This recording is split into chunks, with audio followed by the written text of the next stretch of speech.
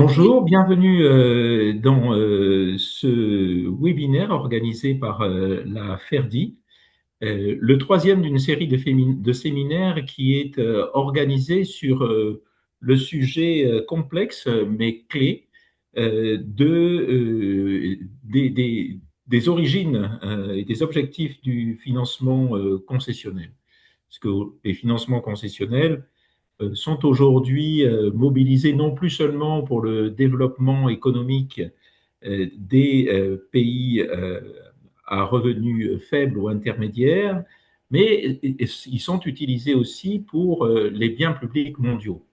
Cela pose un certain nombre de problématiques, des problématiques de mobilisation, puisque selon les objectifs, ce ne sont pas forcément les mêmes, et en tout cas les mêmes métriques qui peuvent être utilisées pour mobiliser des fonds pour le développement économique durable d'un côté et pour les biens publics mondiaux de l'autre.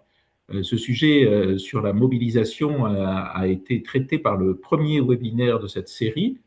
La deuxième problématique est bien sûr celle de l'allocation. On n'alloue pas évidemment géographiquement les fonds de la même manière si l'objectif est le développement économique ou si l'objectif est les biens publics mondiaux, la gestion des biens publics mondiaux. Et donc pour avoir aussi une idée de l'ampleur et des difficultés de ces deux problématiques, mais aussi pour mesurer l'impact de ces flux en fonction de ces divers objectifs, il est important d'avoir de bonnes mesures, un bon système de mesures. Et c'est le thème du webinaire d'aujourd'hui.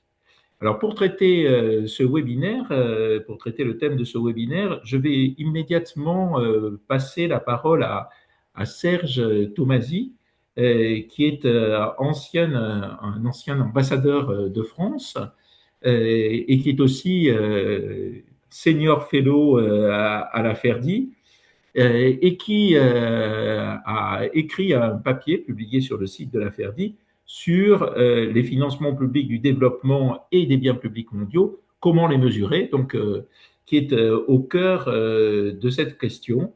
Et donc je passe tout de suite la parole à Serge Tomasi qui va brosser le tableau de cette problématique et des financements possibles et des mesures possibles de ces deux financements, de ces deux types de financements. Serge, la parole est à toi. Merci Bruno et bonjour à toutes et à tous. Je vais faire donc pour introduire ce débat, aborder deux questions très brièvement qui sont le pourquoi et le comment. Pourquoi veut-on essayer de distinguer dans le suivi des financements les financements du développement et les financements des biens publics mondiaux? Et puis ensuite, j'apporterai la question du comment peut-on essayer de les distinguer? Alors sur le pourquoi, c'est une question qui est assez légitime parce que quelque part avec l'agenda 2030, on a décidé de fusionner l'agenda du développement et l'agenda de l'environnement en intégrant notamment la question du climat dans les ODD. Mais il nous paraît, nous, toujours essentiel de bien distinguer ces financements pour deux raisons essentielles. La première, c'est que le but ultime et les populations bénéficiaires de ces financements ne sont pas les mêmes. Quand on finance un projet de développement, on vise à promouvoir le développement économique et l'amélioration des conditions de vie des populations dans des pays en développement. C'est la définition même du CAD, du Comité d'aide au développement, qui liste, vous le savez, ces pays en développement essentiellement par leur revenu moyen par habitant. Ce sont donc des financements qui sont ciblés, je dirais territorialisés, et qui bénéficient à des populations clairement identifiées en fonction de leur niveau de revenu ou de leur niveau de pauvreté. À l'inverse, quand on finance des projets qui touchent aux biens publics mondiaux, on est dans une autre logique. Il s'agit de financer des programmes qui, même si leur mise en œuvre se situe dans un pays donné, leurs effets vont bien au-delà des frontières nationales et en fait vont bénéficier à l'ensemble de la population mondiale. C'est l'idée même du bien commun. Si on parle, par exemple, des projets d'atténuation en matière de financement du climat, il est clair que leurs bénéfices ne se limitent pas aux seules populations nationales, mais vont toucher l'ensemble de la population mondiale. Il y a un bénéfice global de ce type de projet. Ça, c'est la première raison. La deuxième raison, c'est la fameuse question de l'additionnalité, puisque vous savez que depuis la Convention de Rio en 1992, toutes les COP climat ont pris l'engagement que les financements climat devaient être additionnels à l'aide publique au développement traditionnelle.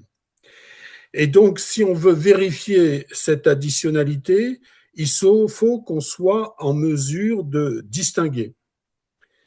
Cela est assez essentiel quand on voit qu'effectivement l'allocation de la finance climat se fait principalement au bénéfice des pays à revenus intermédiaires et notamment des pays à revenus intermédiaires de la tranche supérieure. 70% de la finance climat va à ces pays et seulement 10% va aux pays à faible revenu. Alors le TOSDI, justement, a été le premier instrument de mesure qui a essayé de mettre en place cette distinction entre financement du développement, c'est ce qu'il appelle le pilier 1, et financement des biens publics mondiaux, c'est le pilier 2. Mais je pense que Thomas viendra sur ce sujet, donc je passe très vite. Et je passe à la deuxième question, celle du comment. Comment peut-on distinguer le suivi de ces types de financement? Alors, traditionnellement, la réponse, c'était qu'il fallait, en fait, pour chaque programme de financement du climat, vous savez que deux secteurs, hein, le transport et l'énergie, représentent à peu près 60% de la finance climat. L'idée était qu'il fallait, pour chacun de ces projets, calculer le coût lié au développement de la production d'énergie ou de moyens de transport selon des méthodes traditionnelles et essayer d'isoler le coût additionnel lié au recours à des méthodes à basse émission de carbone. Je crois que François Bourguignon, dans le deuxième séminaire, y a fait d'ailleurs allusion. Alors, c'est une proposition qui est là depuis 30 ans, mais en fait, elle n'a jamais été vraiment mise en œuvre. Et personnellement, je suis un peu sceptique. Incontestablement, elle est plus satisfaisante sur le plan intellectuel parce qu'elle est assez fine, elle permettrait pour chaque projet de distinguer le coût du développement et le coût d'un développement durable, je dirais. Mais c'est très difficile, en fait, à mettre en œuvre en pratique parce que ça supposerait que pour chaque projet, on ait quasiment une double comptabilité pour calculer le coût du même projet mis en œuvre selon, je dirais, des méthodes traditionnelles et le coût du projet selon les méthodes de basse émission de carbone qui sont aujourd'hui privilégiées. Donc ça crée quand même un fardeau administratif et ça va être de plus en plus aléatoire au fur et à mesure qu'en fait les méthodes traditionnelles, on peut l'espérer, vont être abandonnées au profit de projets qui s'inscriront clairement dans une démarche de basse émission. Donc, dans mon rapport à l'affaire DI que Bruno a mentionné, moi, j'ai proposé une autre méthode qui consiste en fait à distinguer dans la finance climat les financements en faveur de l'adaptation et les financements en faveur de l'atténuation. Parce que quand on est dans un projet d'adaptation, on est clairement dans un projet qui répond à la définition de l'aide au développement, c'est-à-dire qu'on cible des populations dans les pays en développement, il y a une territorialisation des effets, et on vise à améliorer les conditions de vie de cette population en réduisant sa vulnérabilité et l'impact exogène du réchauffement climatique. Au contraire, je propose que les projets d'atténuation, eux, soient clairement mis dans la finance climat parce que leur objectif premier est quand même la réduction des émissions de gaz à effet de serre et donc ils visent à en faire bénéficier l'ensemble de la population mondiale. On voit bien que là, on est dans une autre démarche et cette méthode de séparation de l'atténuation et de l'adaptation permettrait de distinguer assez facilement les deux modalités de financement. Et c'est important parce qu'on sait d'expérience qu'un système de monitoring de financement doit s'appuyer sur des données fiables, disponibles, ce qui est le cas parce qu'en général, tous les bailleurs distinguent les projets d'adaptation des projets d'atténuation. J'insiste aussi sur le fait qu'il y a une forte logique derrière ça parce que quand on fait un projet d'atténuation, en fait, on cherche à avoir une efficacité marginale maximale et forcément, on va plutôt financer des programmes dans des pays qui émettent beaucoup d'émissions de gaz à effet de serre. Et c'est ce qui explique que dans l'allocation des financements climat, une majorité de ces financements vont vers les pays à revenus intermédiaires et notamment les pays émergents qui émettent bien sûr beaucoup plus d'émissions que les pays à faible revenu. Donc cette distinction, encore une fois, me semble incontournable. Voilà, je m'arrêterai là et merci à tous. Merci beaucoup, Serge. Et effectivement, ce que tu viens de dire fait écho à un papier écrit par Thomas Hoss avec Sylviane Guillaumont et Clara Pugnier, et qui montre sur la base des statistiques du CAD que l'allocation pour des projets qui sont déclarent être des projets essentiellement d'atténuation climatique sont alloués en priorité aux pays à revenus intermédiaires de la tranche supérieure, qui par nature évidemment sont parmi les pays en développement ceux qui ont les plus fortes émissions et donc là où l'efficacité de ces financements climat est le plus grand. Donc c'est bien effectivement une illustration de l'intérêt et du pourquoi faut-il distinguer les deux types de mesures. Et donc ça ouvre la voie à Thomas Hoss, qui est analyste senior au TOSDI. Alors le TOSDI, c'est le Total Official Support for Sustainable Development. C'est une mesure justement alternative qui permet de cumuler mais de distinguer l'ensemble des flux publics, et là on va au-delà des flux concessionnels, qui vont au financement des biens publics mondiaux et du développement durable. Donc Thomas, je te laisse la parole parce que c'est évidemment un, un élément important, une pierre importante sur la deuxième problématique que posait Serge, le comment distinguer ces flux. Merci beaucoup pour m'avoir, pour cette invitation. En fait, j'ai préparé une petite présentation pour partager quelques idées avec vous. Si tout va bien, vous la voyez sur l'écran. Donc, en fait, moi, je vais faire deux contributions distinctes. Je vais présenter quelques résultats des analyses qu'on a fait avec Sylviane qui complémente, j'espère, bien l'intervention de Serge. Et après, je vais parler un petit peu de la mesure internationale, TOSDE, justement comment elle traite l'atténuation du changement climatique.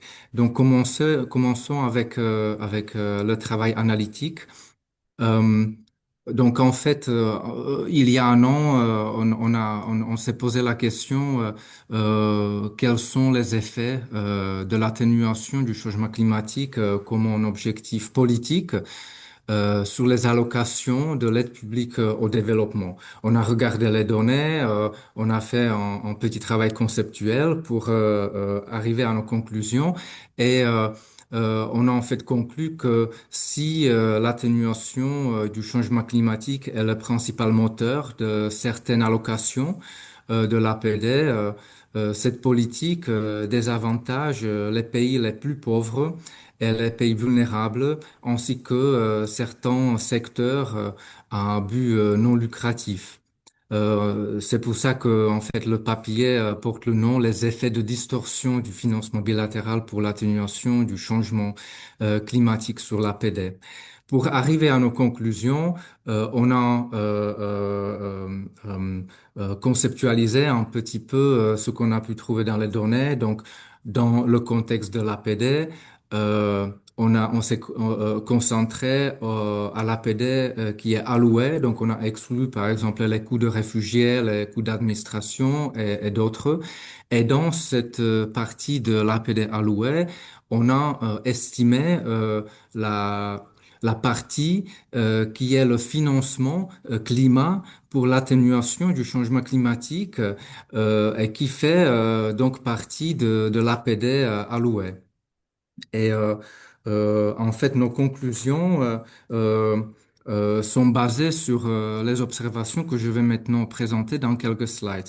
Donc, pour commencer, le financement pour l'atténuation du changement climatique euh, qui fait partie de l'APD a été versé plutôt par les prêts et d'autres instruments de la dette. Donc, c'était pas les dons qui sont un instrument principal de l'APD en général. Donc, on voit une première grande différence.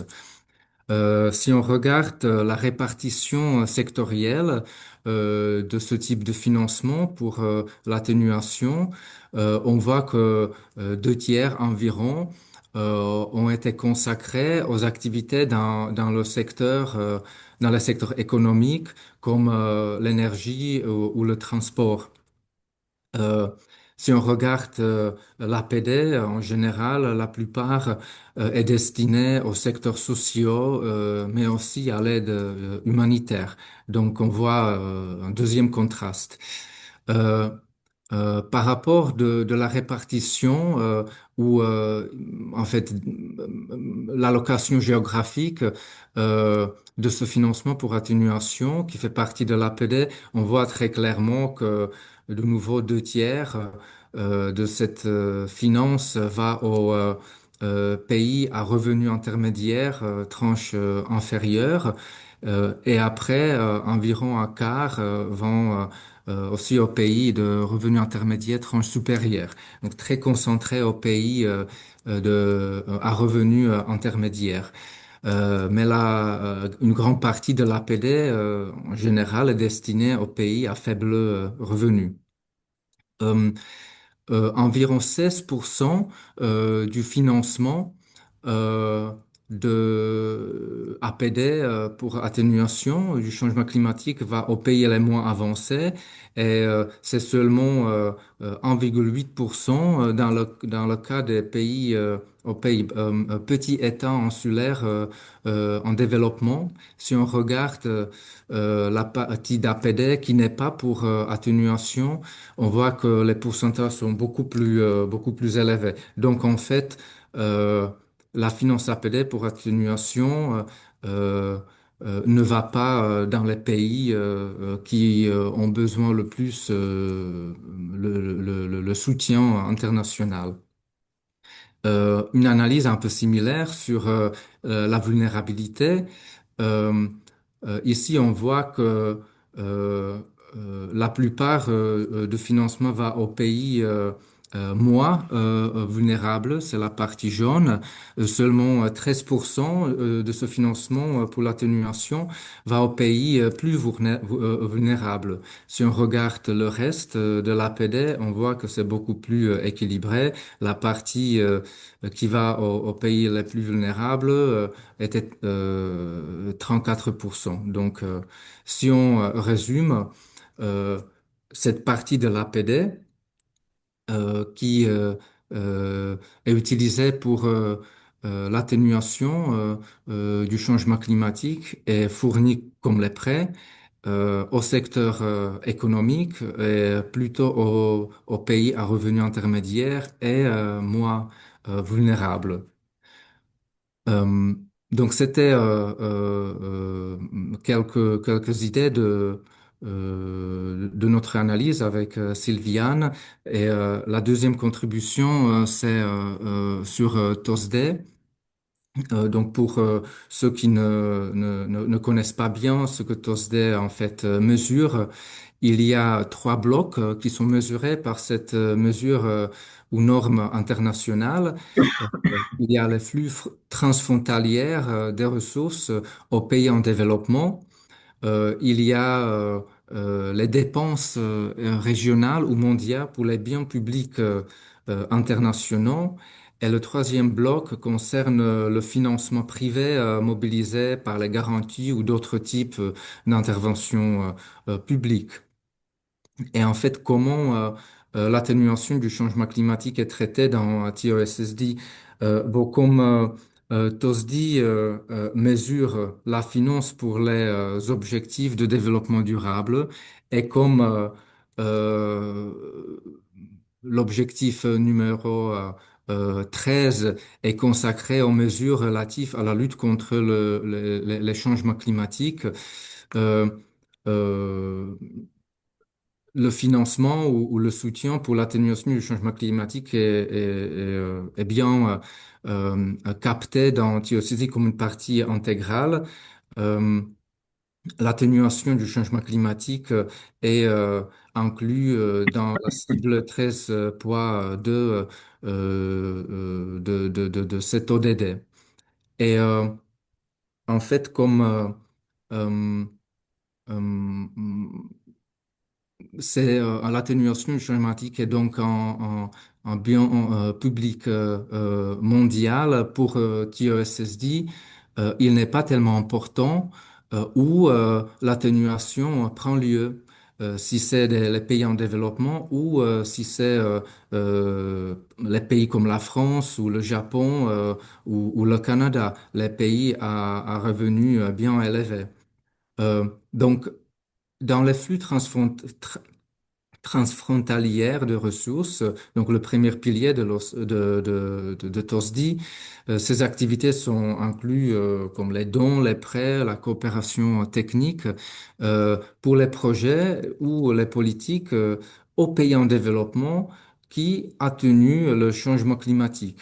Euh, Dans le deuxième pilier, les dépenses régionales ou mondiales, on capte les contributions, par exemple, aux organisations normatives comme le CNUC, mais aussi, ça c'est assez intéressant, le financement pour les projets domestiques ou dans les pays bien avancés qui atténuent le changement climatique. Pour vous donner des exemples, la Banque européenne d'investissement a notifié les prêts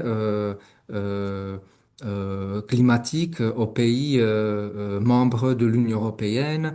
L'Autriche notifie les crédits à l'exportation aux pays plutôt riches. Qui ciblent par exemple les projets d'énergie renouvelable, etc. Et dans le troisième bloc, on capte le cofinancement privé et d'autres types de la finance mobilisée pour les projets qui atténuent le changement climatique. Donc, l'atténuation du changement climatique est inclus en façon transversale dans toutes les parties de la mesure. Ici, je m'arrête, je vous remercie et j'ai hâte d'en discuter plus. Merci. Merci Thomas, on a aussi tous hâte d'en discuter plus. Cet exemple de la finance climat montre à quel point la finance pour le développement durable est complexe dans ses objectifs. And in fact, these global aid flows, they have a lot of Et ces purposes. flux And this d'aide is exactly mondiaux the ont de theme of nombreux the objectifs. paper Et c'est le thème de written by l'article Xubei Luo, écrit par who is Zubei a senior Luo, economist at the World Bank, senior and who recently wrote this économiste paper in euh, November à la Banque mondiale, qui a donc écrit 2025, cet article en Monitoring novembre Global Aid 2025, une Flows, application de which l'intelligence is artificielle showing permettant de dépasser that les limites these global du aid Creditor flows have Reporting System. a complexity of purposes Ça nous montre which que tout you cela est can très derive complexe from the usual measures, the et on ne peut pas CRRS, which is tout the in mesurer fact DAC measure avec donc le Credit of Reporting System the en anglais, le global aid flows. SNPC en français. Zubei, the floor is yours. Zubei, vous avez la parole. Merci beaucoup, merci Bruno, merci de m'avoir invité. Je suis vraiment ravie d'être ici aujourd'hui. Je vais maintenant partager mon écran avec donc mes diapositives.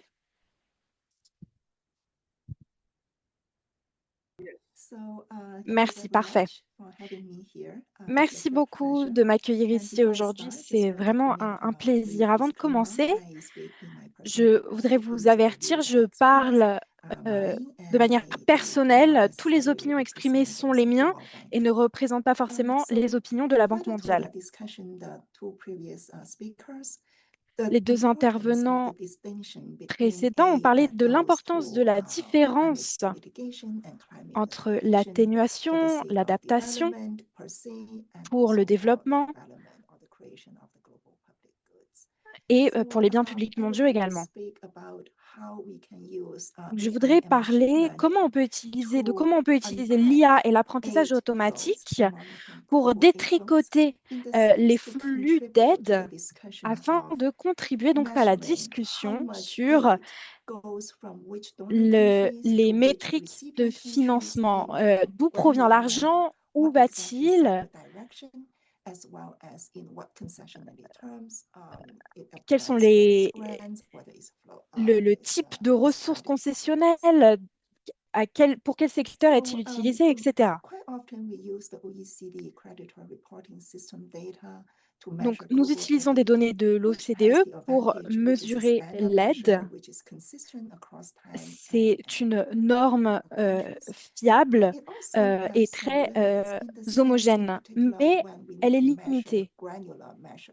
Elle est limitée au niveau granulaire, notamment pour les secteurs. Donc, par exemple, pour le climat ou les biens publics mondiaux, parfois ce n'est pas très clair. Les données ne sont parfois pas très claires. Et donc, ce que nous essayons de faire, c'est utiliser l'IA et notre méthodologie d'apprentissage automatique pour extraire des données des notifications textuelles, ensuite traduire ces informations en signaux, informations numériques, pour les regrouper en utilisant un algorithme.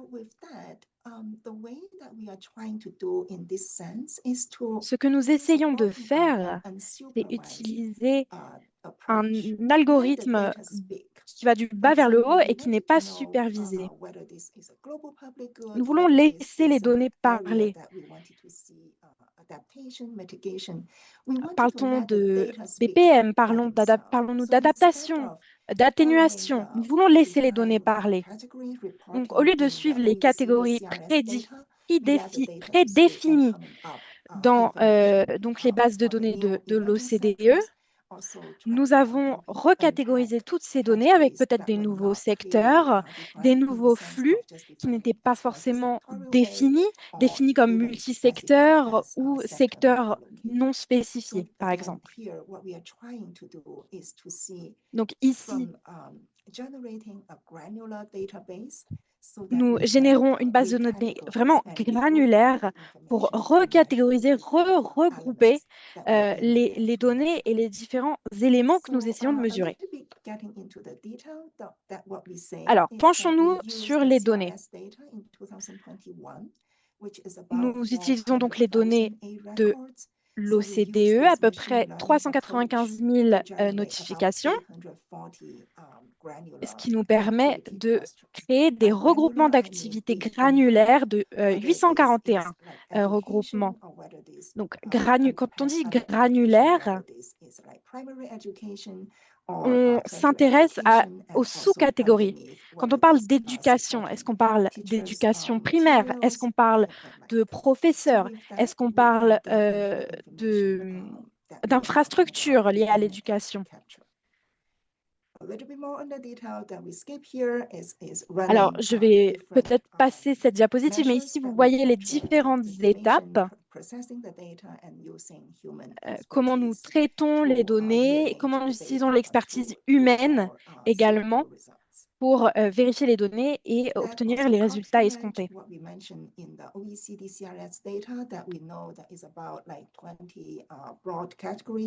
Dans les données de l'OCDE, il y a à peu près 20 catégories et 265 noms de finalités. Et donc, vous le voyez ici, nous avons des données beaucoup plus granulaires avec 841 regroupements.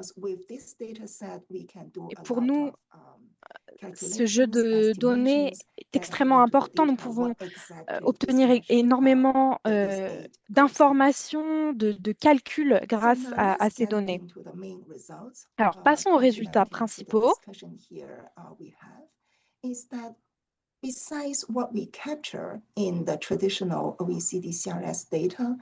Alors, en plus de ce qui est déjà mesuré par l'OCDE, nous avons identifié des tendances émergentes. Donc, nous pourrons voir à travers le temps comment ces catégories, ces tendances vont évoluer. Cela inclut les biens publics mondiaux, par exemple les défis liés à la santé, les pandémies, la sûreté alimentaire, la sécurité alimentaire plutôt, et d'autres catégories importantes, finalités importantes comme la création d'emplois. D'autres secteurs émergents, la numérisation, la mobilisation des capitaux, etc. Et ça nous a également permis de détricoter l'aide multisectorielle et donc de bien identifier les catégories. Est-ce qu'on parle de transport et d'eau, de santé et climat? Cela nous permet d'estimer à travers donc ces thèmes transversaux, d'estimer donc la quantité d'aide qui est allouée à ces secteurs, à l'atténuation par exemple. Alors, qu'est-ce que problème que nous avons rencontré? C'est un modèle statistique, donc on ne se concentre pas trop sur l'aspect reproductif. On ne peut pas reproduire ce que nous avons fait. Mais une fois que nous avons ce jeu de données, nous pouvons l'utiliser à l'infini. On se concentre vraiment sur l'aspect granulaire, encore une fois. Donc, l'allocation de fonds à certains secteurs ou des secteurs transversaux également, le climat, la santé. Mais on se concentre vraiment sur ce qu'ils sont. Quand on parle d'atténuation, on se concentre sur quel type d'atténuation, de quel pays à quel pays, le pays donateur, le pays qui reçoit. Si c'est un prêt, est-ce que c'est un prêt concessionnel ou non concessionnel?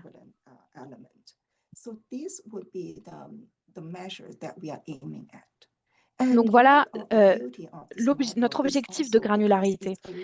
Alors un autre objectif de notre modèle, encore une fois, nous laissons parler les données. Et donc, quand nous utilisons les données de 2021, de 2022, de 2019, nous pouvons observer une tendance de comment la granularité évolue au fil du temps. Et nous mesurons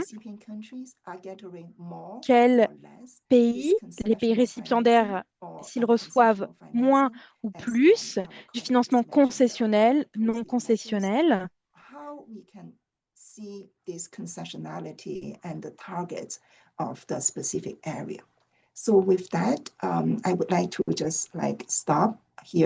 je vais m'arrêter ici sur l'aspect technique. Je vous invite à donc lire cet article et je suis ouverte à répondre à vos questions.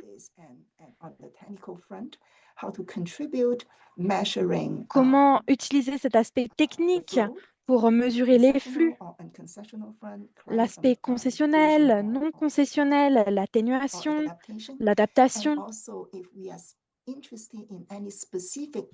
Est-ce que l'on s'intéresse également à un certain bien public mondial, un certain type d'atténuation ou d'adaptation? On peut utiliser l'algorithme pour scanner automatiquement donc les données et rassembler toutes ces informations.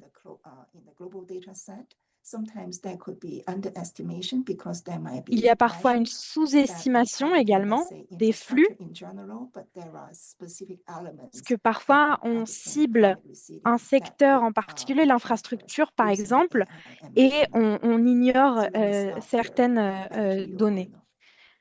Bon, je vais m'arrêter là, vous avez la parole, Bruno. Xubei, c'était tout à fait intéressant et j'invite effectivement les auditeurs à aller lire ce papier qui traverse effectivement toutes les problématiques que nous avons évoquées. Je note par exemple, pour prendre un autre exemple, de l'interconnexion entre les flux pour le développement durable et les flux pour les biens publics mondiaux, que parmi les objectifs émergents importants des flux d'aide, il y a la lutte contre les pandémies. C'est un bien public mondial classique, si je puis dire. Et donc, ça illustre bien le fait que il n'y a pas forcément d'additionnalité non plus, pas seulement pour ce bien public mondial, par le bien public mondial qui est le climat, mais aussi pour le bien public mondial qui est celui de la lutte contre les pandémies. Merci donc Xubei. Et maintenant, je souhaitais passer la parole à Désiré Venkatachelum. Désiré Venkatachelum est professeur à l'Université de Johannesburg. Il a rejoint aussi un très grand think tank sud-africain récemment, SAIA.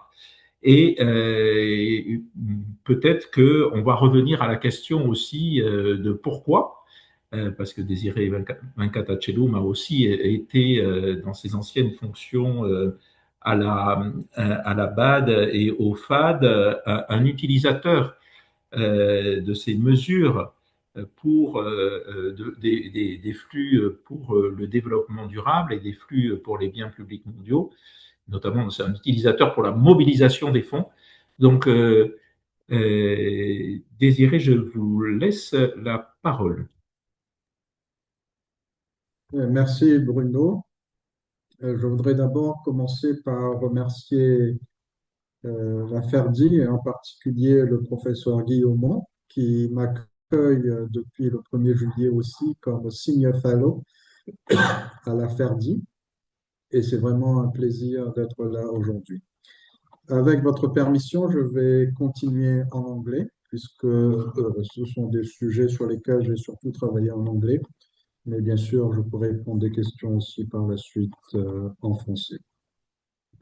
So at first sight, it may appear that what we are talking about today is pure statistics, On pure pourrait penser que ce classification dont or on pure parle accounting. aujourd'hui, ce n'est que But for me, it statistiques is et much chiffres. deeper and it Mais is pour moi, at a c'est much bien plus higher grand level que ça. because at the end of the Nous en day, parlons it à un is niveau about beaucoup plus fairness, it is élevé. On about parle incentives, d'équité, on parle and as we d'incitation. speak now, it is also about the future in Et the nous parlons international également development finance du architecture. futur de l'architecture I think what the financement du start développement said mondial. also spoke about. He said, and this is about the fundamental distinction Donc between ici, development c'est une finance and distinction financing fondamentale global public entre le goods. développement des I finances think he et le said it, financement but des this biens I don't publics need to mondiaux. repeat. Je pense qu'il The a tout dit. Pas beneficiaries of the besoin government de investments are répéter que les amazing bénéficiaires de ces infinitely, financements and we all know the sont non-rival généralement and non-excludable nature of global public good. sont So while this effectivement partout. distinction is clear, the Donc la reality is distinction est much more claire, complex mais en réalité, c'est because bien plus development complexe and parce global que public le goods développement are et les biens increasingly publics being mondiaux, financed from de the plus en plus, sont same pool financés of, unfortunately, diminishing concessional resources. avec And we les need to mêmes find a way ressources to put concessionnaires. that square. Donc, il faut trouver And une we manière also d'en need to parler très find a way to clairement recognize et what une manière de developing countries are reconnaître doing in ce que typical font African les contexts. pays en And développement, let me notamment les pays en illustrate this Afrique. with one J'aimerais example, which is the illustrer avec un example of exemple. the Congo Basin. Donc, l'exemple du bassin du According Congo. to the World Bank, there's a report Selon which came out, la I think, Banque mondiale, August il y a un rapport 2025. qui est sorti The en Congo août Basin stores 2025. around Le bassin du 90, Congo 90 a billion tons environ of carbon, 90 just milliards de second tonnes to de the Amazon. carbone, juste And derrière the Center for l'Amazone. Global Et le Development Centre pour le développement estimates mondial that the Congo estime Basin que removes le bassin carbon du from the Congo atmosphere enlève le each year, carbone de l'atmosphère chaque valued at année, around ayant une valeur $65 d'environ billion. 55 milliards de Just the dollars. Congo Basin. This is Juste what le it bassin du approaches. Congo. And if you contrast that number, this is Et on more than contraste ce chiffre, ODA flowing to c'est sub-Saharan plus Africa que in 2025. l'APD Just pour to give you l'Afrique en an 2025, order of measure. juste pour donner une idée de So grandeur. we devote enormous effort to Donc, measure nous financial flows mettons from énormément d'efforts dans la mesure de flux development countries or financiers donors to des developing pays countries, développés aux but pays we en also need développement, mais nous avons to besoin également de do the savoir, same, to measure de contributions that mesurer les developing countries contributions themselves make to provide effectuées global par public les goods. pays développés And in eux-mêmes, particular, focusing on Africa, notamment dans le cas Africa, de the l'Afrique. narrative very often is that Africa is merely a recipient of Souvent, development l'Afrique finance. est vue uniquement comme Africa is also one of récipient the des world's finances de largest développement, mais providers of c'est global également public goods. un des This plus is one grands of those fournisseurs de regions biens where it publics is mondiaux. visible Et and cette dramatic. contribution est And généralement this is a invisible. shame. Et c'est It dommage. matters because what we do C'est not important measure is parce que ce rarely que nous ne valued. mesurons pas And a what is une not énorme valued is valeur. rarely financed appropriately.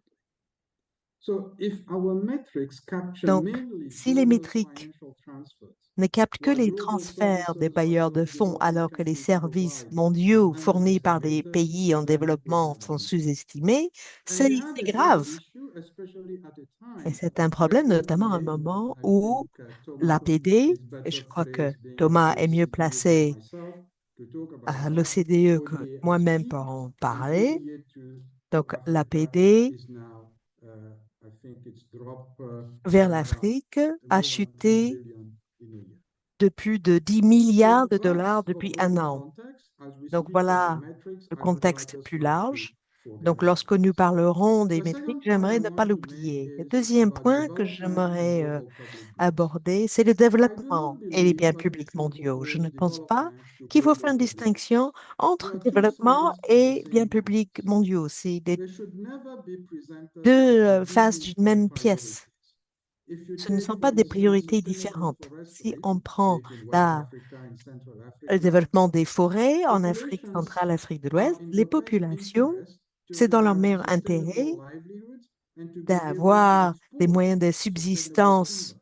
et de But for them to do pouvoir that, you need exporter roads, le you bois need durable. Mais electricity, pour cela, you il faut need des routes, il faut de institutions. l'électricité, So il faut des unfortunately, institutions. we have a Donc huge malheureusement, financing gap il and y a un écart de unfinancing gap. financement, And the un question écart is de financement whether de it's not whether we should l'infrastructure. focus Donc la on question n'est global pas public est-ce qu'on goods doit se or whether we should focaliser sur les biens focus on publics mondiaux development, but we ou need sur to le do both développement. at the same On time. doit faire les And we deux en need to même temps. elevate Et nous avons besoin de meilleurs moyens de mesure pour capter ces flux.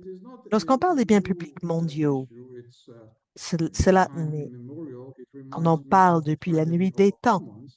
Et lorsqu'on parle des métriques, je suis un peu triste. On remonte aux accords de Paris. Il y avait un accord mondial clair qu'on pourrait coordonner et qu'on pourrait avoir des objectifs clairs. Et des objectifs clairs, c'est très important. Et malheureusement, le mois dernier, la Banque mondiale a décidé de laisser tomber ses objectifs pour le climat. Et pour moi, c'est extrêmement important parce qu'un objectif clair s'engage pour une stratégie. Cela aide les personnes à se focaliser et cela aide à mobiliser les ressources. J'aimerais également, et je serai très bref, revenir à la question des pays de l'Afrique que l'on ne devrait pas voir uniquement comme des bénéficiaires. Il y a la République centrafricaine. Le PIB par habitant est $600. Le PIB par habitant pour les citoyens de l'OCDE est plus de $50 000. Collègues, ce que nous trouvons, à cause de ce bassin du Congo, ce biais public mondial, il y a des citoyens de la République centrafricaine qui subventionnent les pays de l'OCDE. Ceci n'est pas approprié. Nous devons reconnaître ceci. Et enfin, pour le financement des biens publics mondiaux, qu'est-ce qui marche? Lorsque j'étais à la Banque africaine de développement, la banque a élaboré un mécanisme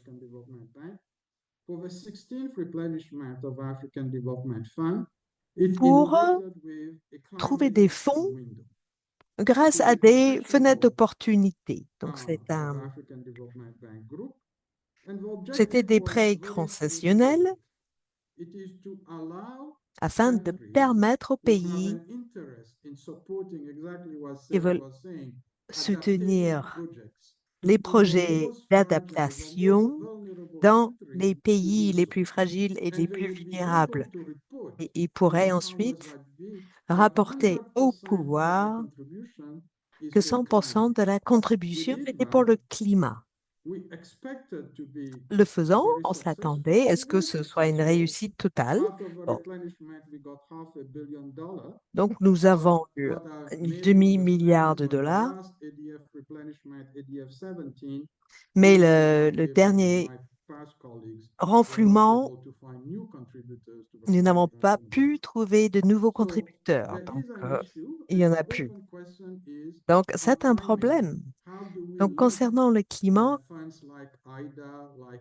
comment trouver des fonds comme l'IDA? Pour moi, c'est une conversation très importante.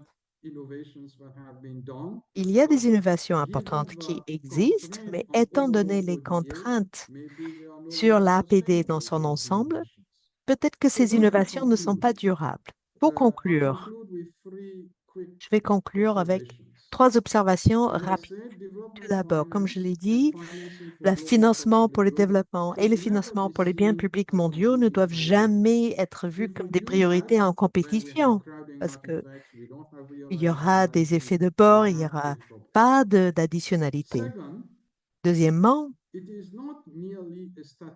ne s'agit pas uniquement d'un exercice de statistique, de distinguer entre le développement, le financement du développement et le financement des biens publics mondiaux. Il s'agit de l'architecture financière de l'avenir pour savoir qui fait quoi. Ensuite, les fonds de l'Afrique et des actions telles que le Climate Action Window montrent qu'on peut mettre en place des mécanismes qui servent à l'adaptation. Donc, je vais terminer là où j'ai commencé. Ce serait malheureux si les pays à revenus faibles et les pays en développement ne sont vus que comme des bénéficiaires de ces financements. et que l'on ne voit pas que dans la plupart des cas, ils font bien plus que les autres pour les biens publics mondiaux. Et à l'avenir, je crois que l'initiative TOSDI est fabuleuse. C'est comment mieux capter ce que font les pays bénéficiaires ou les pays à revenus faibles, ce que ces pays font. Merci beaucoup. Merci beaucoup, Désiré. Merci beaucoup d'avoir évoqué un certain nombre de nouveaux sujets dont nous n'avions pas encore parlé. Le premier sujet, c'est pas seulement de distinguer les flux financiers existants, mais d'aussi mieux mesurer les contributions aux biens publics mondiaux. Et je crois que l'exemple du bassin du Congo était particulièrement frappant. Le deuxième sujet, c'est d'avoir regardé aussi au-delà même des statistiques, l'architecture globale est effectivement une possible solution de distinction pourrait être aussi trouvée dans l'architecture globale avec des fonds verticaux qui financeraient les biens publics mondiaux et contribueraient peut-être à travers d'autres canaux au développement durable. Ça permettrait peut-être d'avoir aussi à travers les canaux de distribution une mesure une mesure peut-être plus claire entre ces deux flux.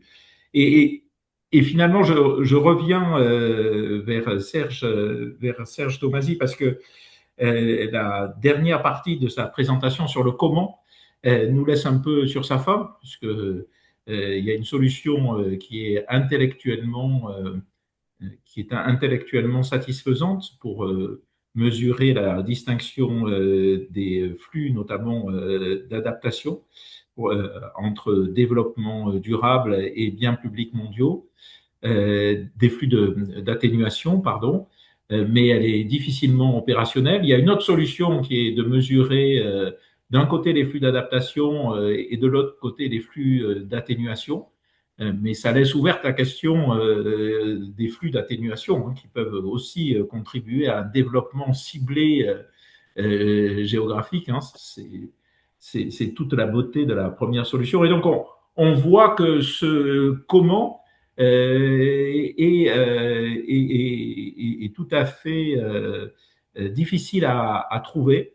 Alors, est-ce qu'il y a d'autres pistes possibles ou est-ce que on doit un peu baisser les bras? Et comment est-ce qu'il voit aussi la question de la prise en compte des contributions et des diverses contributions aux biens publics mondiaux qui vont au-delà des flux financiers, mais qui permettent de mesurer les externalités, qui devraient pouvoir être mesurer les externalités à travers les services rendus à la nature dans divers endroits qui sont géographiquement ciblés, mais qui rendent des services très importants à l'ensemble du monde.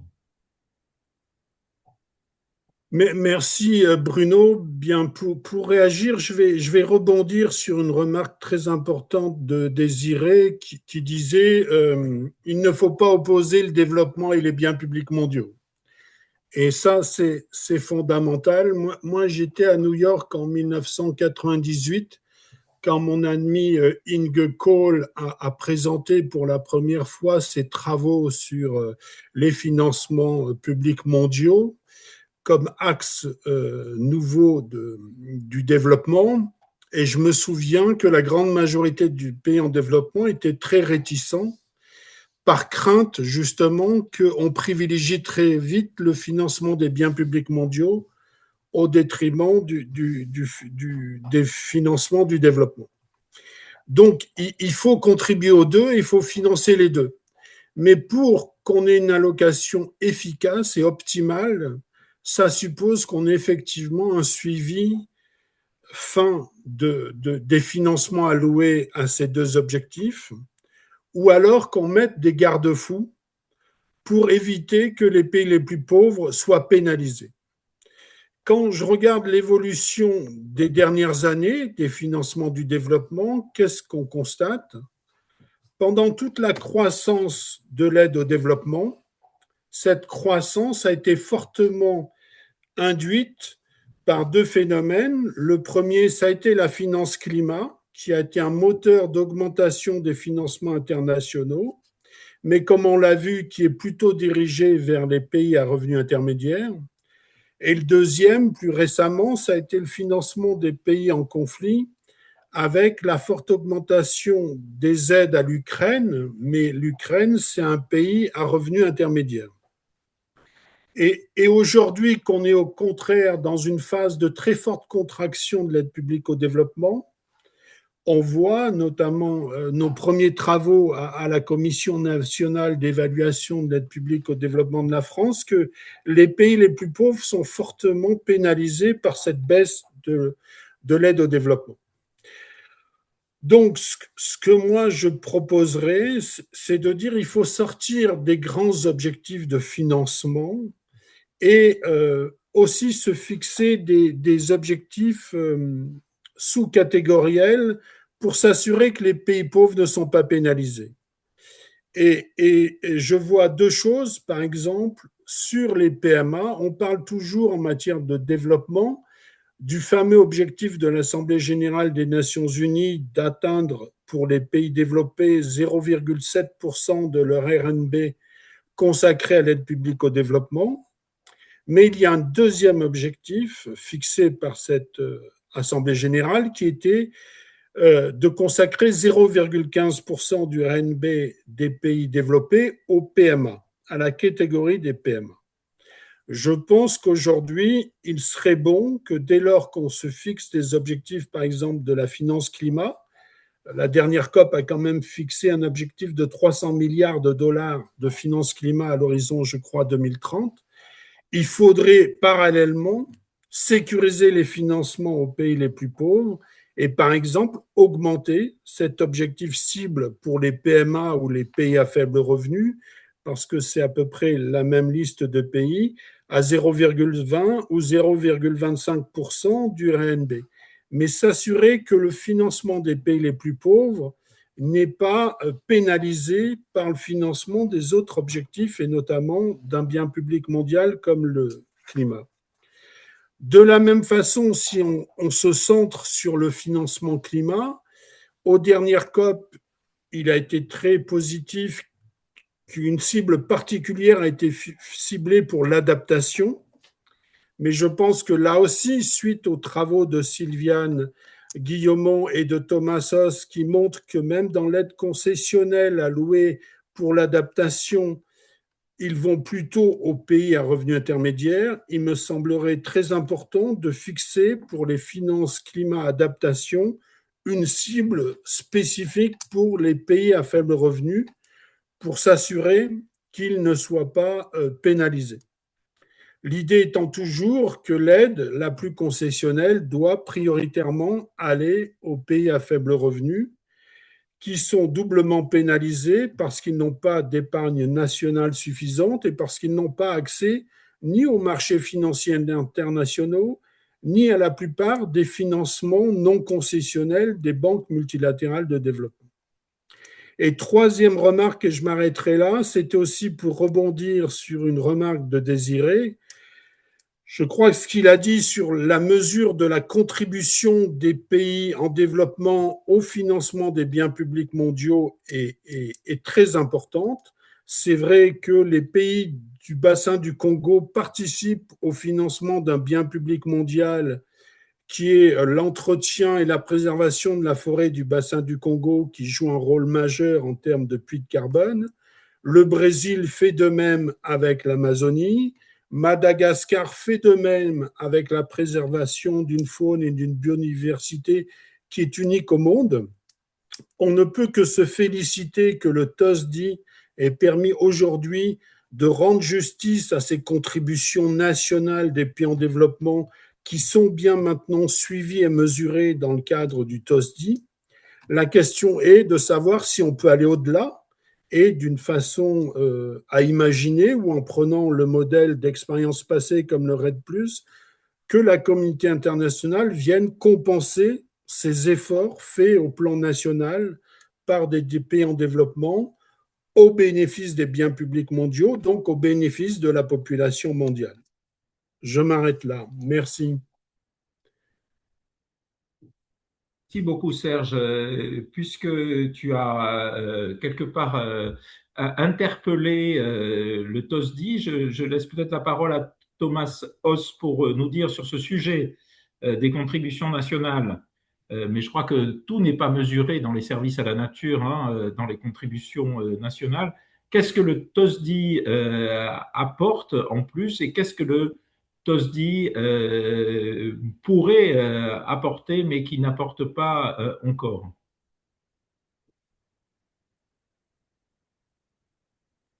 Donc, merci beaucoup pour cette question. Je pense que euh, il y a plusieurs choses qui rendent OSDI bien utile.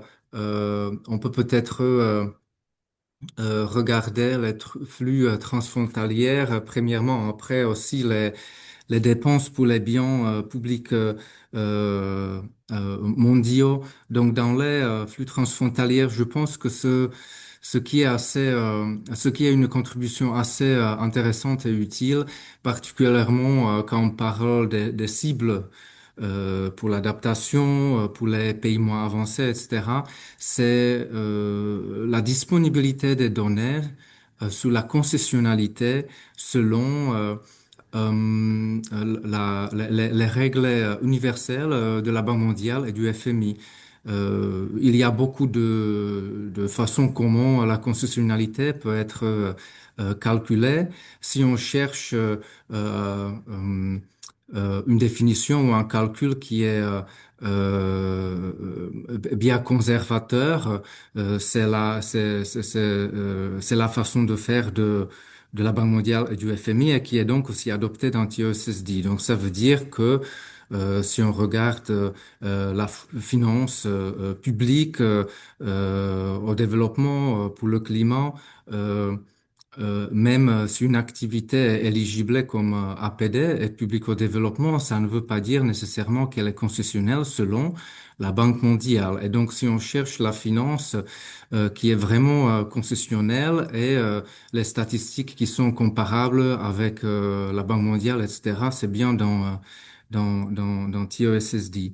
Et au niveau des biens publics mondiaux, donc en fait, ce qui est euh, euh, déjà collecté comme données, c'est à l'atténuation au changement climatique. Il faut bien dire que euh, comme TOSSD est une mesure, on ne peut plus dire que c'est une nouvelle mesure, mais elle n'a que 7 ans, si vous voulez. Euh, il faut bien renforcer la collecte des données auprès plus de fournisseurs pour qu'ils notifient, par exemple, les dépenses nationales pour l'atténuation au changement climatique. Ces informations sont très intéressantes, mais elles ne sont pas notifiées par tout le monde. On est très content avec ce qu'on a, mais il faut toujours peut-être améliorer. La même chose, c'est la biodiversité. C'est considéré comme un bien public mondial. La biodiversité, c'est euh, hum, elle est mondiale dans le cas que, dans le sens que tout dépend d'eux. La stabilité de biodiversité en Europe est bien importante pour la stabilité en Afrique, par exemple. Et donc, les dépenses nationales euh, domestiques pour la biodiversité sont aussi notifiées déjà dans TOSSD. Par exemple, l'Italie notifie leurs dépenses domestiques dans ce contexte. Il y a aussi la macroéconomie, la stabilité macroéconomique. Quelque part, on a vu ce qui peut se passer avec l'économie mondiale s'il y a un problème dans un seul pays, par exemple un pays du G7. Donc, TOSDI peut collecter aussi ce type de données. Et j'aimerais aussi, c'est un peu préliminaire, mais euh, on travaille aussi sur les dépenses domestiques pour héberger les réfugiés. En fait, les pays du Nord, si vous voulez, notifient déjà ces données partiellement dans le cadre de l'APD. Dans TUSSD, ils peuvent notifier ça également. Ils peuvent aussi ajouter les coûts d'intégration. Euh, on a fait une mission au Tchad, à N'Djamena, il y a quelques mois. Et là, on a en fait estimé les coûts domestiques de l'État du Tchad, l'État tchadien, pour héberger les réfugiés soudanais de Darfour. Et on est arrivé à un chiffre assez intéressant. On va présenter les résultats de cette analyse pendant nos réunions annuelles. L'Assemblée générale au Pérou en octobre. Donc, vous êtes les bienvenus pour y assister si ça vous intéresse. L'autre pilote à ce sujet prendra lieu probablement à Équateur. Donc, il y a beaucoup de types de biens publics mondiaux. Petit à petit, on développe la méthodologie pour inclure ces différents types de biens publics internationaux mondiaux dans TOSDI et on collecte aussi les données. Je pense que euh, euh, euh, ça serait bien intéressant de regarder ça plus en détail aussi dans vos analyses, etc. Voilà. Merci beaucoup. Poser, parce que cette aventure du TOSDI Hmm. est une aventure extrêmement motivante. Et j'ai envie de poser la question, est-ce que dans un avenir imaginable, le TOSDI peut répondre aux critiques qu'a fait désirer tout à l'heure, c'est-à-dire est-ce qu'un jour on pourra mesurer autre chose que des flux financiers, mais aussi, par exemple, la contribution à la réduction des émissions qu'apporte la République démocratique du Congo à travers la présence sur son sol de la forêt du bassin du Congo ou la République centrafricaine. Est-ce que ça, c'est imaginable ou l'intérêt qu'apporte Madagascar à travers la biodiversité, pas seulement des flux de dépenses locales pour maintenir cette biodiversité, mais de l'existence même de cette biodiversité. Non, pour l'instant, dans TOSSD, euh, le mesurement des biens publics internationaux mondiaux est basé sur les dépenses. Si ça va changer dans l'avenir, ça je ne peux pas dire parce que tout ça, ça dépend des membres du Forum international sur le TOSD qui décide comment on mesure, ce qu'on mesure. euh, et ce qui est assez particulier avec ce forum, c'est qu'il est ouvert à tous les pays, y compris, par exemple, le Madagascar, la République centrafricaine, la République démocratique du Congo. Et si s'ils aimeraient travailler sur ce sujet, bien sûr, ça peut se considérer dans l'avenir. Aujourd'hui, la méthode existe, elle peut changer dans l'avenir s'il y a un besoin, hein, si les pays le souhaitent. Merci Thomas. Il y a quelques questions sur le chat. Mathieu, tu veux nous en sélectionner une ou deux? Oui, bonjour à tous. On en a reçu par ailleurs en dehors du chat. Alors, je peux vous en citer quelques-unes qui visent plus particulièrement certaines interventions des panélistes et que je remercie d'ailleurs pour la richesse de leurs interventions. Une première qui nous est arrivée, non pas via le chat, mais par d'autres canaux, peut-être pour Serge Tomasi, sur la gouvernance de la métrique. Je vous la livre. Alors, tous les panélistes s'accordent sur la nécessité de mieux distinguer le développement et les biens publics mondiaux. Mais qui doit porter cette réforme? Est-ce que le secrétaire du TOSDI, le CAD, les banques multi elles-mêmes ou une nouvelle instance? Et y a-t-il un consensus sur un potentiel véhicule institutionnel? Donc ça, c'est une question finalement qui peut s'adresser à tout le monde. J'en livre deux autres et puis après, il y en a d'autres. Et l'une sur la question perte et dommages, les débats sont beaucoup illustrés à travers le cas du climat et notamment la distinction atténuation et adaptation. Mais qu'en est-il des projets destinés à remédier aux pertes et dommages et comment faire une distinction qui prendrait les trois volets du climat en même temps? Et puis je vous livre une troisième question, peut-être plus pour Xubei et peut-être Thomas. Dans quelle mesure le type de méthode que propose Xubei-Luo pourrait être utilisé par le cadre de l'OCDE et le secrétariat du TOSDI pour en améliorer la granularité? Merci Mathieu. Peut-être, comme cette dernière question s'adresse à la fois à Xubei et à Thomas, je laisse la parole à Xubei qui n'a pas repris la parole.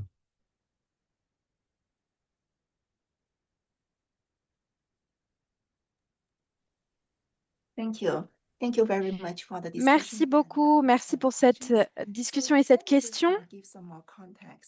Alors, je voudrais vous donner un petit peu plus de contexte sur mon article. Au cours des dernières années,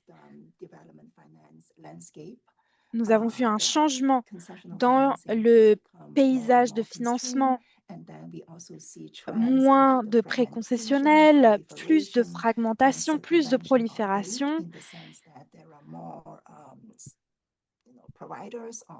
Et il y a plus de fournisseurs d'aide également, mais le montant moyen d'aide, notamment au niveau concessionnel, est de plus en plus faible. Il y a également d'autres canaux de mise en œuvre et donc tout cela représente différents défis de comment garantir l'efficacité de l'utilisation des financements. Il y a les fonds verticaux, les fonds horizontaux. Donc voilà un petit peu pour le contexte. Le contexte et l'importance de mesurer l'origine et la cible des financements également.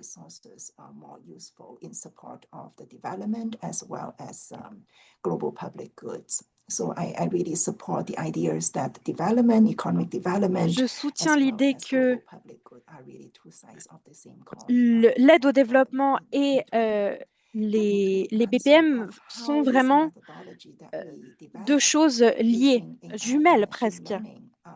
Donc, nous utilisons l'apprentissage automatique pour analyser les données de l'OCDE.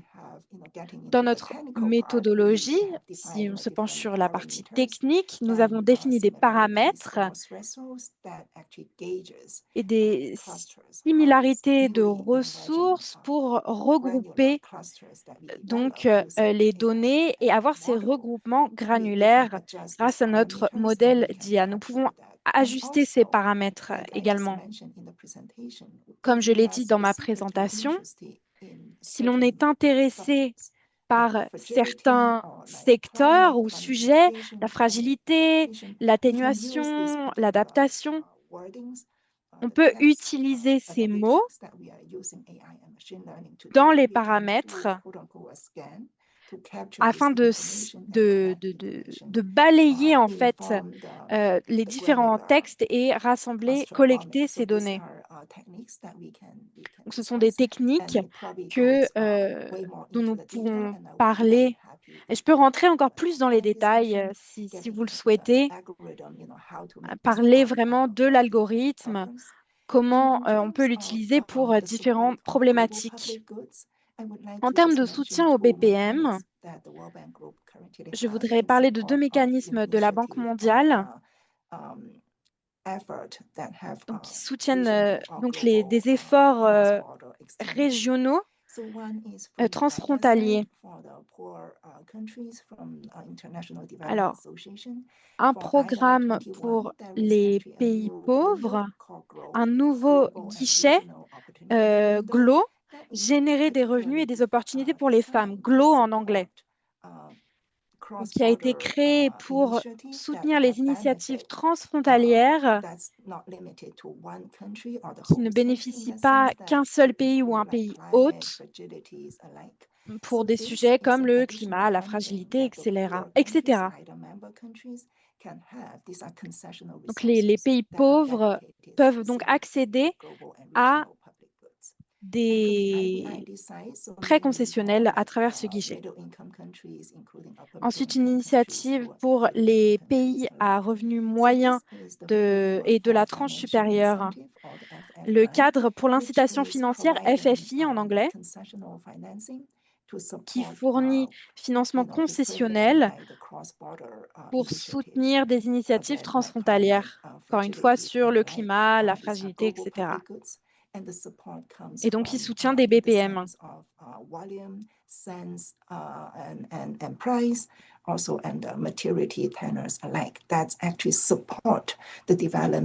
Et donc, cette initiative soutient des projets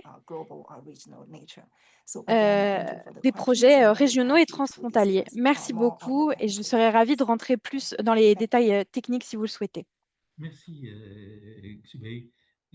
J'ai envie de transférer la question à la gouvernance à la fois à Désiré et à Serge, dans leur appréciation de dire si le modèle qui a été adopté par le TOSDI pour la gouvernance de ces nouvelles mesures, c'est-à-dire un forum intergouvernemental ouvert, est celui qui est le plus adapté, ou est-ce qu'il faut aller au-delà de l'intergouvernemental?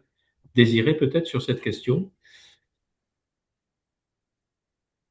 Merci Bruno. Avant de répondre à cette question, peut-être réagir un peu à ce qui a été dit avec ta permission. Concernant la concessionnalité, je comprends bien le facteur d'escompte qui doit être utilisé, les normes, mais il y a une question fondamentale. Ce n'est pas une question de facteur d'escompte ou quoi que ce soit. C'est quand il y a une externalité négative qui n'est pas du tout à l'origine par la personne ou l'entité ou le pays qui a contribué, on n'est pas dans une question d'escompte. On est dans une question de compensation. Et la vraie compensation, ce serait des dons. Et si on a un don, par définition, c'est une conditionnalité totale. Il n'y a pas de débat, il n'y a pas d'argument.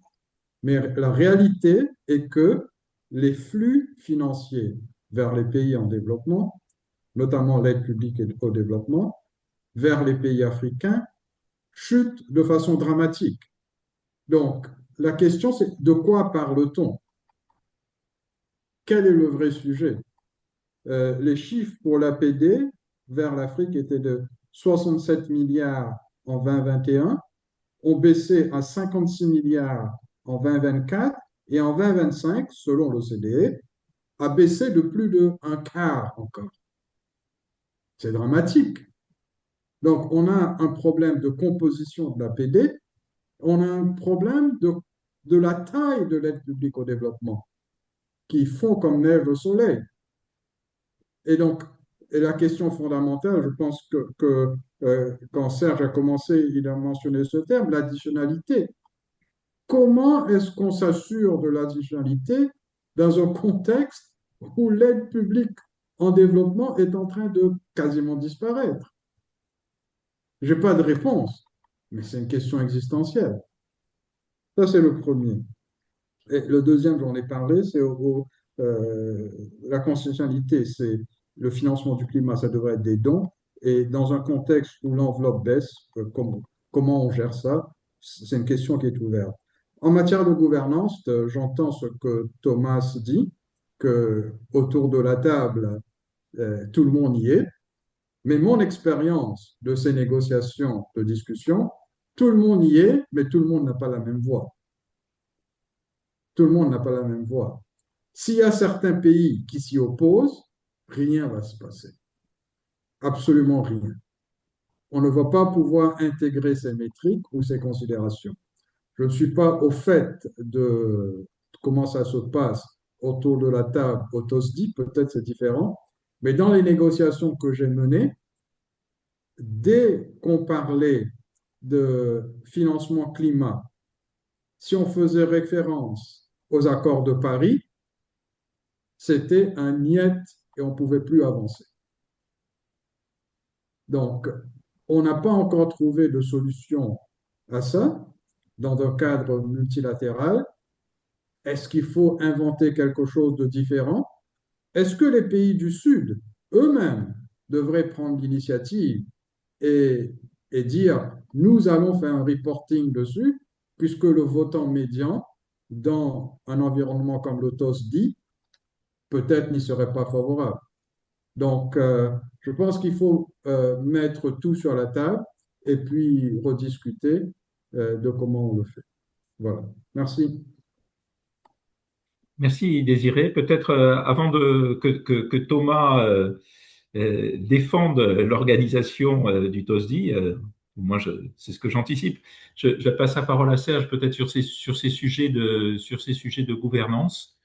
Et puis sur les sujets quand même qui viennent d'être globalement évoqués, parce que on a parlé de l'additionnalité entre les flux destinés au développement durable et les flux destinés aux biens publics mondiaux. Mais il est apparu un autre besoin d'additionnalité, puisqu'on a parlé de compensation, notamment pour les pertes et dommages. Et donc, est-ce que c'est pas une triple additionnalité qu'il faudrait en fait envisager? Non seulement la contribution aux biens publics mondiaux, mais aussi quelque part de la compensation. Et je suis pas sûr que ça recoupe, pour répondre, et je suis désolé de faire cette transgression personnelle à Désiré, ce sont des statistiques en équivalent don. Le problème, c'est qu'aujourd'hui, la finance concessionnelle s'est beaucoup rétrécie et en même temps, les besoins ont beaucoup augmenté, ne serait-ce qu'au titre des compensations sur les biens publics mondiaux. Donc, la, pour boucler cette équation, ou en partie boucler cette équation, on peut faire plus de prêts concessionnels avec moins de concessionnalité. Mais si on utilise effectivement, mais avec un équivalent don égal, mais si on utilise plus l'instrument de prêt, on va aussi probablement distordre un peu l'allocation en défaveur des pays les plus pauvres et les plus vulnérables. Et donc, ça c'est un élément de plus dans la problématique. Serge, pardon. Ben, juste deux petites remarques sur la gouvernance. Aujourd'hui, on a deux forums de suivi et de monitoring des financements du développement public qui sont le CAD et le TOSDI. Bon. Le CAD, je dirais cyniquement et stupidement, depuis des années, refuse de s'ouvrir et d'accueillir des pays en développement en son sein et souhaite rester un forum de pays donateurs qui font leur déclaration annuelle d'APD. Je pense que cette vision, pour moi, est condamnée. Le Forum international du TOSDI représente le grand avantage d'accueillir l'essentiel des donateurs traditionnels des pays développés, à quelques rares exceptions près, les pays bénéficiaires et les pays en développement. Et je sais le rôle important qu'ont joué l'Afrique du Sud, le Brésil, dans cette question notamment du suivi des financements des biens publics mondiaux, et puis beaucoup d'organisations internationales. Donc c'est un forum beaucoup plus inclusif, et c'est pas un hasard à mon avis si c'est ici qu'a commencé à être initiée cette distinction entre suivi des financements du développement et suivi des financements des biens publics mondiaux. Donc pour moi, ça me semble être le forum où ce genre de discussion doit se poursuivre. Après, il faut aussi bien sûr que les conseils d'administration des banques multilatérales de développement et des agences bilatérales de développement s'emparent de ces problématiques.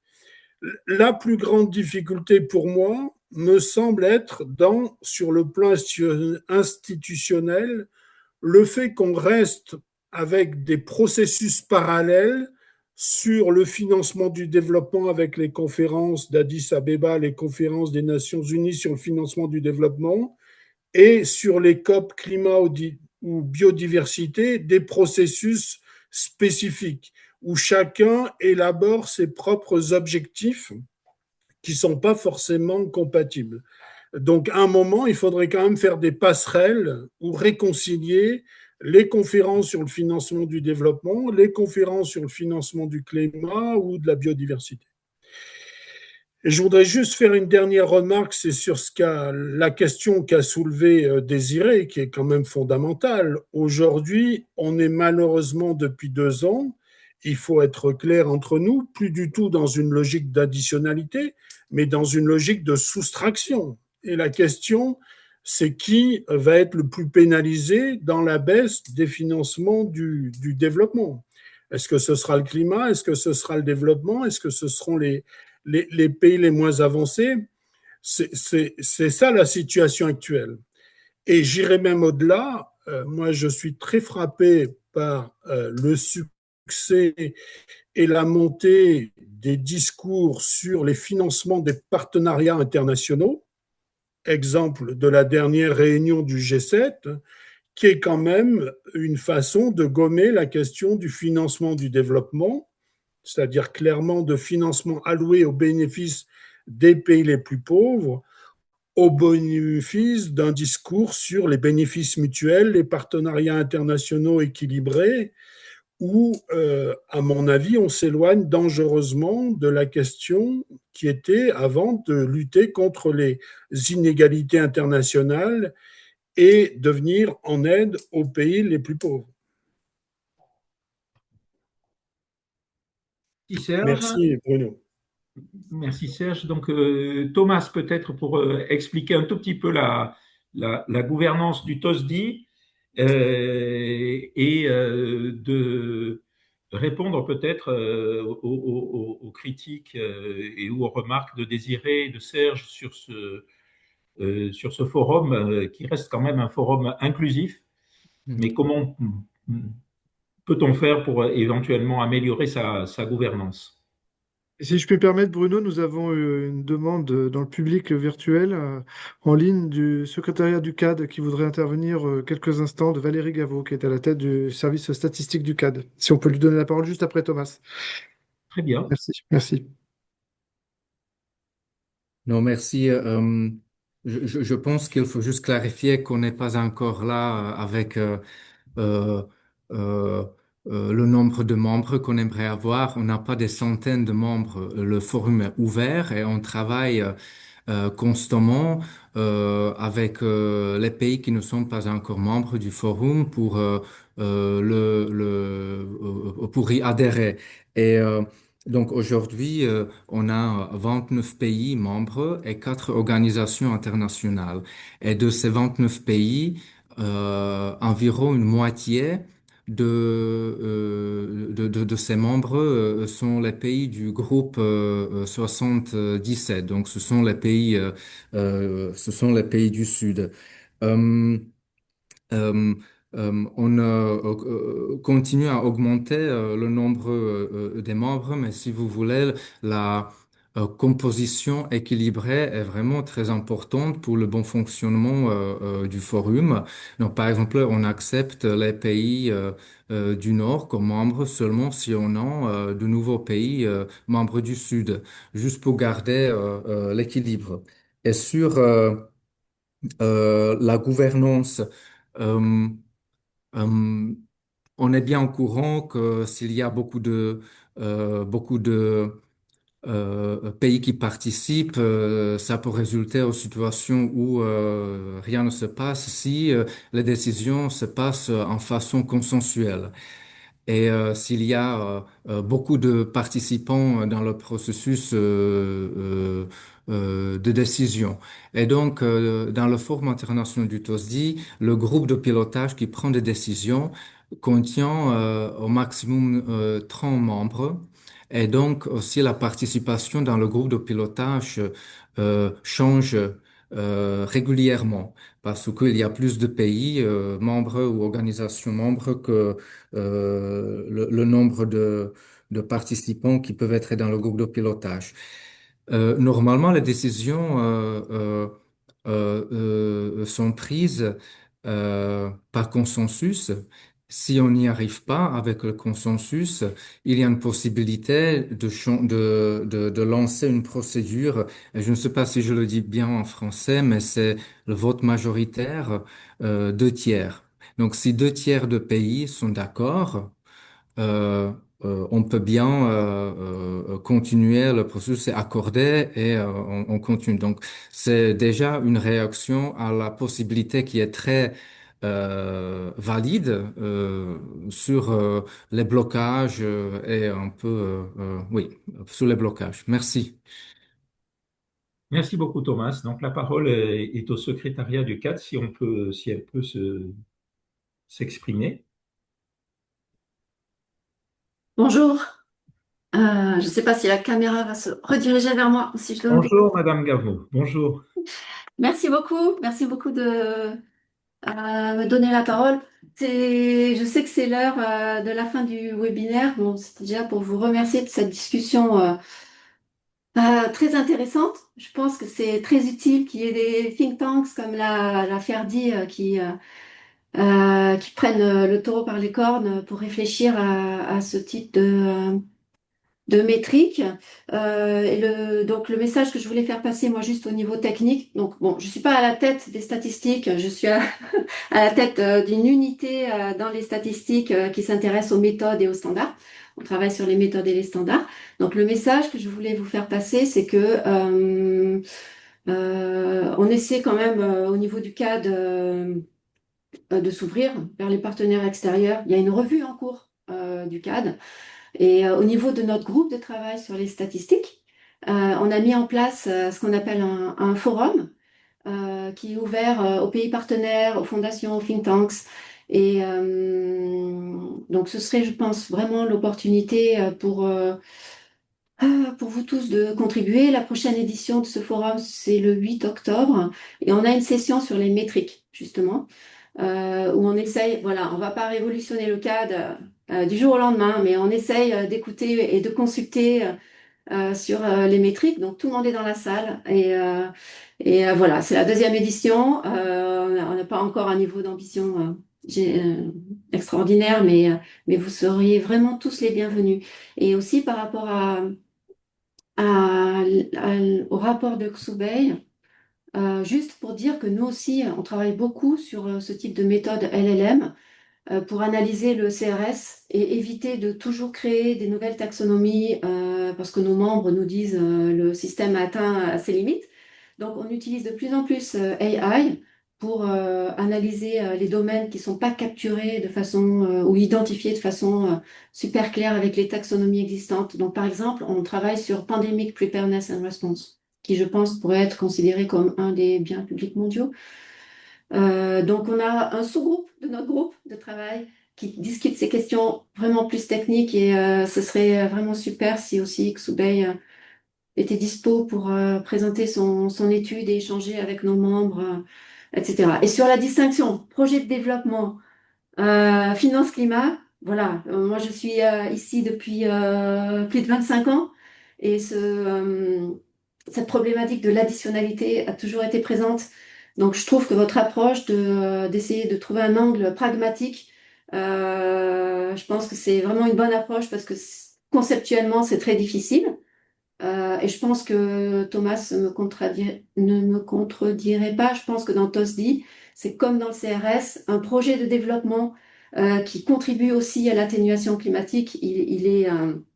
C'est un seul projet et on le considère comme finance de développement pilier 1 pour parler jargon dans le TOSDI et voilà dans le CRS, il est aussi là.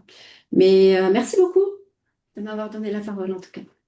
Non, non, mais merci beaucoup de votre intervention et de votre invitation au forum. En tout cas, si je peux m'exprimer au nom de la FERDI, on sera très heureux de participer et de participer éventuellement à des suggestions sur les métriques, comme vous l'avez vu. Et écoutez, aujourd'hui, c'est une de nos préoccupations. Alors, nous arrivons pratiquement enfin, nous avons dépassé la fin de ce séminaire, mais j'aimerais laisser la parole pour une intervention conclusive, pour 2 ou 3 minutes, pas plus, à Serge Tomasi.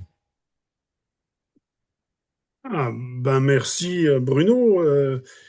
Ben moi, ma conclusion, c'est qu'aujourd'hui, quand même, la priorité des priorités, parce qu'il faut toujours avoir des priorités, c'est de défendre les financements du développement et leur niveau. Donc, il faut absolument arriver à enrayer cette chute drastique des financements qui frappe la quasi-totalité des bailleurs de fonds et qui va avoir des effets délétères à la fois sur le développement des pays les plus pauvres et sur des biens publics mondiaux comme la lutte contre les pandémies ou la lutte contre le réchauffement climatique. Donc, l'enjeu, il est là.